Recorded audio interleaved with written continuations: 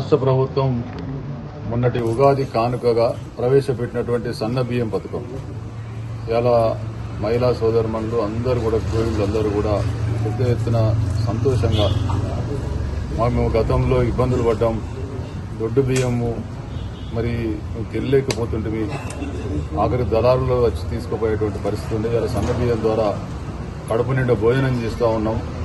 మాకు చాలా మరి రేవంత్ రెడ్డి గారి ప్రభుత్వం, కాంగ్రెస్ ప్రభుత్వం ఇచ్చినటువంటి పథకాల ద్వారా చాలా సంతృప్తిగా ఉన్నామని చెప్పి వాళ్ళే స్వచ్ఛందంగా మమ్మల్ని ఆహ్వానించి మా ఇంట్లో భోజనం పెడతాం, మీరు కాంగ్రెస్ నాయకులుగా కూడా చైర్మన్గా ఉన్నారు, మాకు రండి అని చెప్పి ఆహ్వానిస్తే ఇక్కడికి వచ్చి మా సోదరుమణులతో కలిసి భోజనం చేయడం జరిగింది.